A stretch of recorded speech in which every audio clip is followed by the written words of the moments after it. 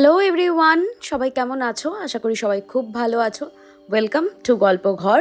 আমি রচিতা আবার এসে গেছি শুক্রবারের একটা ফাটাফাটি গল্প নিয়ে। আজকে আমরা যে গল্পটি শুনবো সেটা পারমিতা মণ্ডলের লেখা পেতনি। তাহলে চলো বেশি কথা না বাড়িয়ে আমরা গল্প শুনি।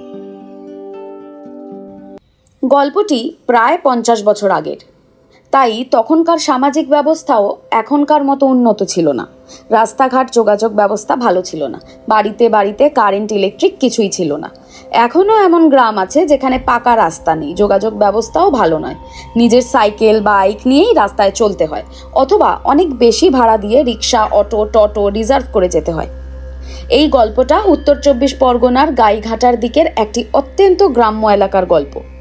আমি যেহেতু তখনও জন্ম হয়নি, তাই গল্পটা কতটা সত্যি জানি না, কিন্তু আমার দিদিমার মুখে শোনা গল্প, তাদের সময়কার সকলেই এই গল্পকে সত্যি বলেই মনে করে।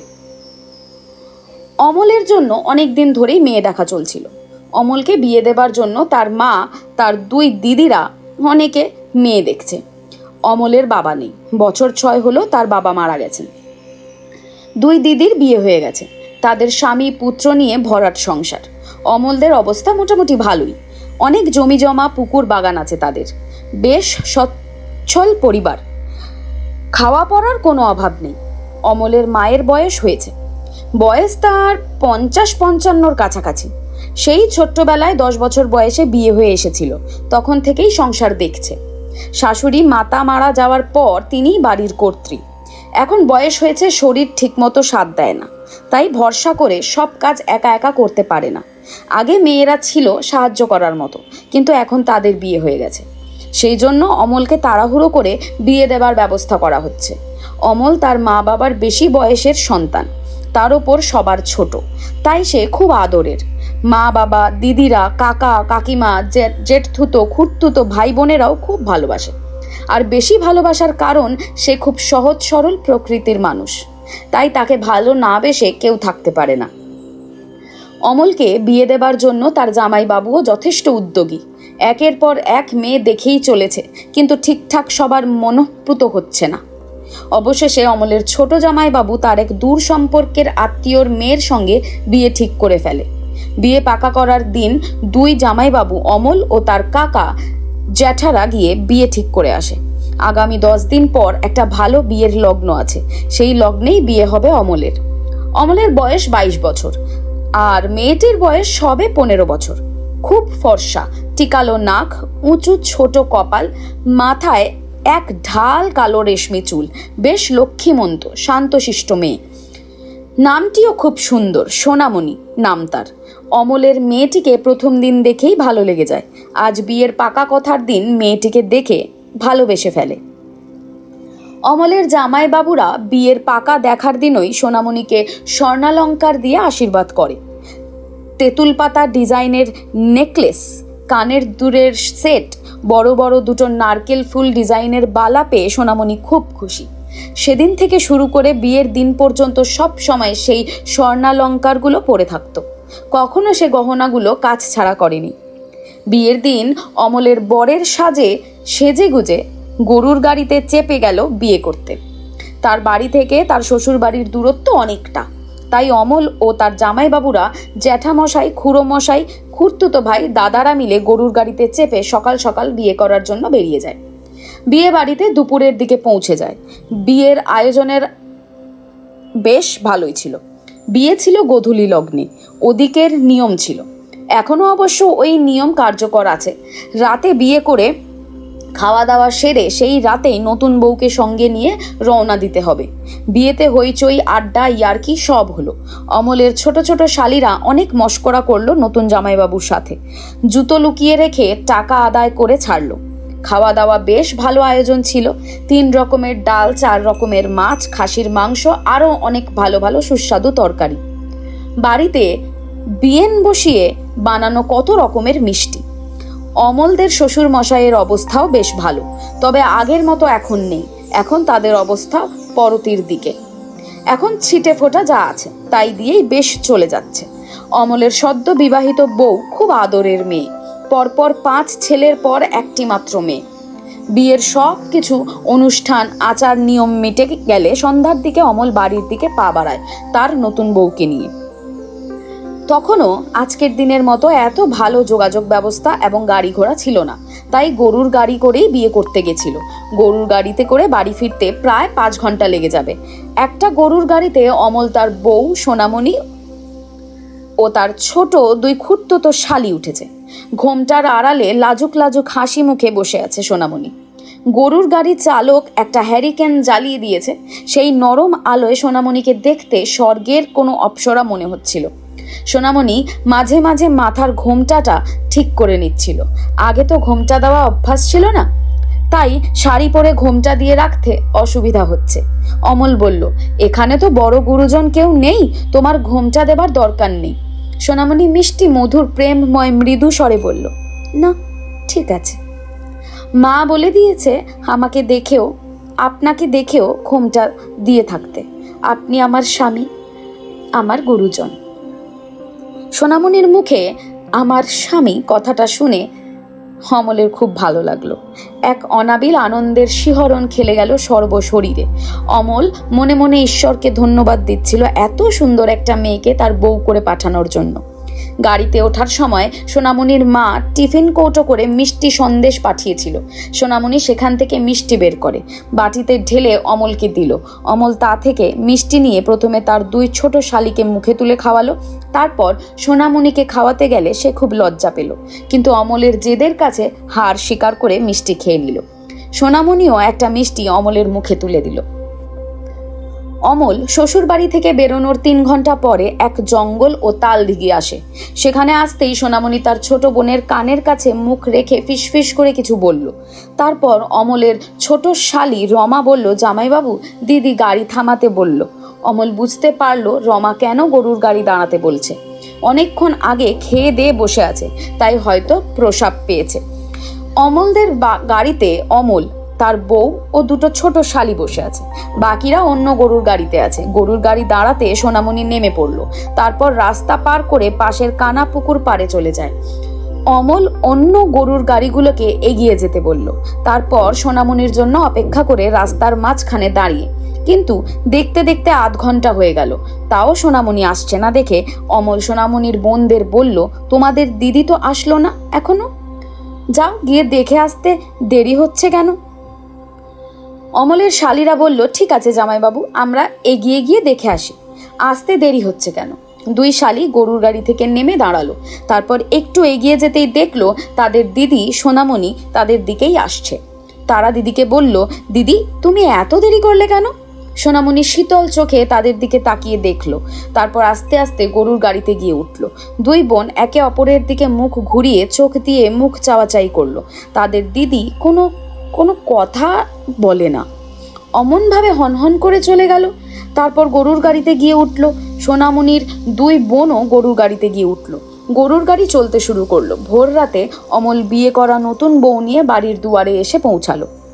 মা তার দিদিরা নতুন বউকে বরণ করে ঘরে তুলল। আশেপাশের বাড়ি থেকেও মেয়ে বউরা এসেছে নতুন বউকে দেখতে। রসগোল্লা সন্দেশ দিয়ে সবাইকে মিষ্টি মুখ করানো হলো। নতুন বউয়ের চোখের দৃষ্টিতে কিছু একটা ছিল যা নিয়ে সবাই আলোচনা করছিল। সোনামণির বোনেরাও তার অতি পরিচিত দিদিকে ভয় পাচ্ছে। হঠাৎ তার শান্তশিষ্ট দিদির চোখের দূতিতে কেমন পরিবর্তন হয়েছে।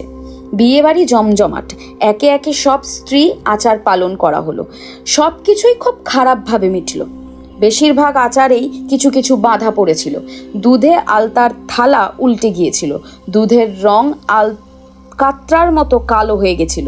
দুধ জাল দেবার সময় দুধ কেটে কালো ছানার মতো হয়ে গিয়েছিল। বউ ভাতের থালায় কাকড়ে পরিপূর্ণ হয়ে গিয়েছিল। বউ ভাতের দিন সোনামণির বাবার বাড়ি থেকে অনেক আত্মীয় স্বজনরা এসেছে। অমলদের আত্মীয় ও পাড়াপড়শি এসেছে। সবাই বেশ আনন্দ উপভোগ করেই কাটালো সোনামণিও অমলের বিয়েতে। সোনামণির 2 বোনও তাদের বাড়ির লোকজনের সঙ্গে বাড়ি ফিরে গেছে, কিন্তু সবার মনেই কিছু খটকা থেকে গেল। ফুলশয্যার খাট সাজানো হয়েছে। ঘরে আছে অমল ও সোনামণি। এমন সময় ঘরের দরজায় টোকা পড়ল। অমল বিরক্ত হলো। এখন আবার কে তার দরজায় টোকা দিচ্ছে? এত রাত হয়ে গেছে। অমল দরজা খুলতেই দেখলো তার ছোট দিদি হাসি মুখে দাঁড়িয়ে আছে। অমল জিজ্ঞাসা দৃষ্টিতে তাকিয়ে রইল তার দিদির মুখের দিকে। অমলের ছোট দিদি বলল, ভাই তোদের ঘরে এই সময় আসতে চাইনি, কিন্তু মা জোর করে পাঠিয়ে দিল, তাই আমি বাধ্য হলাম আসতে। হাত বাড়িয়ে একটা গ্লাস এগিয়ে দিয়ে বলল, এই নে 1 গ্লাস দুধ, মা পাঠিয়ে দিল। মা বলল আজকের দিনে খেতে হয়, বিয়েতে যে নিয়ম রীতিনীতি পালন করা হয় এটা তারই একটা নিয়ম। অমল দুধের গ্লাসটা হাত বাড়িয়ে নিল। তার দিদি শুভরাত্রি বলে চলে গেল। অমল দরজা বন্ধ করে দেয়। সোনামণি তার দিকে তাকিয়ে আছে। হঠাৎ অমল চমকে উঠে চিৎকার করে উঠল। দুধের গ্লাসের দুধটা যখন তার দিদি দিয়ে গেছিল তখন দুধের রং সাদা ছিল, আর এখন হঠাৎ দুধের রং নীল হয়ে গেছে। এটা কি করে সম্ভব হলো? যে দুধের গ্লাসটা এতক্ষণ গরম ছিল কিন্তু এখন ঠান্ডা বরফ হয়ে গেছে। সোনামণি নাকি সুরে বলল, কি হলো? কি হয়েছে? চিৎকার করলেন কেন? অমল বলল, এই যে দুধের রংটা সাদা থেকে নীলাভ হয়ে গেছে, কিভাবে এটা হলো বুঝতে পারছি না তো। সোনামণি বলল, কই দেখি, দুধের গ্লাসটা আমাকে দিন। অমল দুধের গ্লাসটা সোনামণির হাতে দিল। সেই গ্লাসটা হাতে নিয়ে সোনামণি গ্লাসের ভিতরটা দেখে নিল। তারপর হাসি মুখ করে তার হাতটা অস্বাভাবিক লম্বা করে আবার আরেক গ্লাস দুধ নিয়ে এসে অমলের হাতে ধরিয়ে দিল। অমল হতচকিত হয়ে গেল। সে যা দেখছে তা সত্যি না সে স্বপ্ন দেখছে, কল্পনা করছে? এ কি করে সম্ভব? কোনো মানুষের এত লম্বা হাত হতে পারে? কিভাবে এত বড় হাত লম্বা করে দুধের গ্লাস আনতে পারে? ভয়ে অমলের গা হাত পা কাঁপতে লাগলো। শরীরের ভয়ের হিম শীতল স্পর্শে বরফের পাথরে পরিণত হয়। কথা বলার শক্তি হারিয়ে ফেলে। সোনামণি বলল, কি হলো? ভয় পেয়ে গেলে? ভাবছো বুঝি আমার হাত এত লম্বা কেন হলো? আমি যে মানুষ নই গো, আমি তো অশরীরী, অনেক বছর আগে মারা গেছি আমি। অমল অনেক কষ্ট করে কাঁপা কাঁপা গলায় বলল, তুমি তুমি কে? আমার তাহলে কার সঙ্গে বিয়ে হয়েছে? সোনামণি বলল, আমি তো এখন পেতনি, পিশাচ, কিন্তু একদিন আমি মানুষ ছিলাম, খুব গরিব ঘরের মেয়ে। তার উপর আমি দেখতেও ভালো ছিলাম না, তাই আমার বিয়ে হয়নি। পাড়ার লোকজনের তামাশা টিটকারি শুনতে শুনতে আমি মনের দিক থেকে ভেঙে পড়ি। একদিন আমি লজ্জায় ঘৃণায় পুকুরের জলে ডুবে মরি। আমি তালপাড়ের পুকুরে থাকি। অমল বলল, তোমার সঙ্গে আমার বিয়ে হয়েছে কি? সোনামণি বলল, না, আমার সঙ্গে তোমার বিয়ে হয়নি। তালপাড়ের পুকুরের পাশে গতকাল ভোর রাতে যখন গরুর গাড়ি থেকে একটা সুন্দর মেয়ে সুন্দর শাড়ি গহনা পরে নামলো, তারপর পুকুরের পাড়ে এগিয়ে গেল, তখন ওই মেয়েটির দামি সুন্দর শাড়ি গহনা দেখে আমার খুব লোভ হলো। আমি তখন মেয়েটির সামনে গিয়ে দাঁড়াই। সে আমার বিভৎস ভয়ঙ্কর রূপ দেখে ভয়ে ভিমরি খায়। আমি তখন তার গা থেকে শাড়ি গহনা খুলে নিতে চাই, কিন্তু ও আমাকে দেখে ভয় পেয়ে যায় আর শাড়ি গহনা খুলে নিতে দেয় না। সব মেয়েরাই শাড়ি গহনা ভালোবাসে, তাই সেগুলো হাতছাড়া করতে চায় না। ওগুলো নিতে দিচ্ছিল না দেখে তখন আমি ওর ঘাটটা মটকে দিই। ও ওখানেই মরে পড়ে থাকে, এখন হয়তো ওখানেই মরে আছে। আমি গরিব ঘরের মেয়ে, এত ভালো শাড়ি গহনা আগে কখনো পরিনি না, তাই লোভ সামলাতে পারলাম না, তাই ওকে মেরে দিই। আমার তো বিয়ে হয়নি, আমার খুব ইচ্ছা ছিল ভালো সুন্দর দেখতে একটা বর হবে, কিন্তু জীবদ্দশায় সেই ইচ্ছে আমার পূরণ হয়নি। তাই তো নতুন বউ সেজে এসেছি, তোমার সঙ্গে সংসার করব। তাই আমি তোমার বউ হয়েই এই বাড়িতে থেকে যাব। অমল বাক্যহারা হয়ে যায় এই সমস্ত কথা শুনে। কি করবে বুঝতে পারে না। পেতনি পিশাচ মেয়েটি না কি সুরে আবার বলে উঠল, আজ আমাদের ফুলশয্যা, আসো আমাকে আদর করো। কত কত বছর ধরে অপেক্ষা করে আছি আমার বিয়ে হবে, আমার বর আমাকে ভালোবাসবে, আদর করবে। কথাগুলো বলেই সে এগিয়ে এলো অমলের দিকে। তারপর অমলকে চাপটে ধরল। অমলের ঠোঁটে ঠোঁট রেখে গভীর চুম্বন করলো। মনে হলো অমলের শরীর থেকে সব রক্ত শুষে নিচ্ছে, অমলের প্রাণবায়ু বেরিয়ে যাচ্ছে। পেতনি পিশাচের তীক্ষ্ণ ছুঁচালো নখের আঁচড়ে অমলের শরীর রক্তাক্ত হয়ে উঠল। বিন্দু বিন্দু রক্তের ফোঁটা ঘরের মেঝেতে পড়তে লাগলো। তীব্র যন্ত্রণায় অমল কাঁকিয়ে উঠল। শরীরের সমস্ত শক্তি জড়ো করে তাকে জোরে ধাক্কা মেরে ফেলে দিল। ধাক্কা খেয়ে পেতনি পিশাচ গিয়ে পড়ল ঘরের মধ্যে বাঁধিয়ে রাখা একটা মা কালীর ফটোর উপর। তারপর অমল ভয়ে আতঙ্কে অজ্ঞান হয়ে যায়। দরজায় প্রবল আঘাতের আওয়াজ পেয়ে অমলের জ্ঞান ফিরে আসে। তখন সে উঠে পড়ে, কিন্তু ঘরে সোনামণির রূপ নিয়ে থাকা পেতনি পিশাচকে আর দেখতে পায় না। অমল ক্লান্ত শরীরে ধীর গতিতে উঠে এসে দরজা খুলে দেয়। বাড়ির সবাই জিজ্ঞাসা করে, এত বেলা হয়ে গেল তাও দরজা খুলছো না? তাই দরজা ধাক্কা দিচ্ছিলাম, তোমাদের কিছু হয়ে গেল কি না, সব ঠিকঠাক আছে তো? অমল আর নিজেকে স্থির রাখতে পারে না, তার মনোবল ভেঙে গেছে, সে ঠিকভাবে দাঁড়াতে পারছে না। অমলের বড় দিদি বলল, তোর তোর কি হয়েছে ভাই? তোর শরীরে এত আঁচড়ানোর দাগ কেন? রক্ত জমাট বেঁধে শুকিয়ে শক্ত হয়ে গেছে। অমল দাঁড়িয়ে থাকতে পারছিল না, তার শরীরে যে কোনো শক্তি নেই। হঠাৎ সে পড়ে যাচ্ছিল, তখন অমলের দিদিরা তাকে ধরে ফেলল। অমলের ছোট দিদি বলল, কি রে ভাই, কি হয়েছে বলতো? আর নতুন বউ কোথায়? ঘরের বাইরে আসছে না কেন? অমল বলল, বউ কোথায়? ঘরের বাইরে আসছে না কেন? অমল বলল, দিদি আমাকে নিয়ে গিয়ে চেয়ারে বসিয়ে চাও, আমি আর দাঁড়িয়ে থাকতে পারছি না, আমি বসে নিয়ে সব বলছি।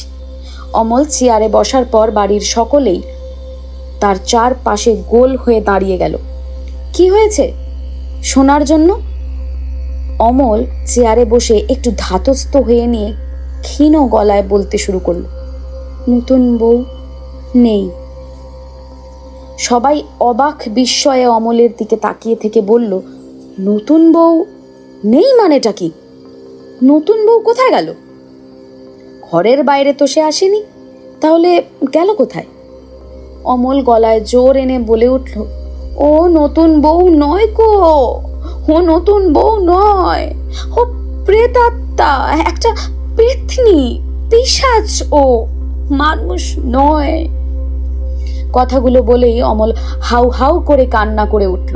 যদিও পুরুষ মানুষ সহজে কান্না করে না, তবুও অমল নিজেকে ধরে রাখতে পারল না। গতকাল রাতে তার সঙ্গে যা ঘটেছে আর সে যা জানতে পেরেছে, তাতে করে অমলের আর কোনো সহ্য ক্ষমতা অবশিষ্ট নেই। তার সহ্য ক্ষমতা গত রাতেই শেষ হয়ে গেছে, তার স্বপ্ন ভালোবাসা সব শেষ হয়ে গেছে। অমল কিছুক্ষণ চুপচাপ থাকে, তারপর রাতের কথাগুলো মনে পড়ে। সেই কথাগুলো বাড়ির সবাইকে বলল। অমল ও তার জামাইবাবুরা তালপাড়ের পুকুরের দিকে যায়। সেখানে গিয়ে সোনামণির মৃতদেহটা পুকুরের পাড়ের পাঁক কাদার মধ্যে পড়ে থাকতে দেখে। তো এই ছিল আমার আজকের গল্প, পারমিতা মণ্ডলের লেখা পেতনি। তোমাদের যদি ভালো লেগে থাকে আমার গল্প পাঠ, তাহলে অবশ্যই ভিডিওতে একটি লাইক করে দিও। আর আরও এই ধরনের গল্প পেতে আমার চ্যানেলটি সাবস্ক্রাইব করে নিও। দেখা হচ্ছে রবিবার অন্য একটা গল্পের সাথে। ততক্ষণ সবাই খুব ভালো থেকো, সুস্থ থেকো।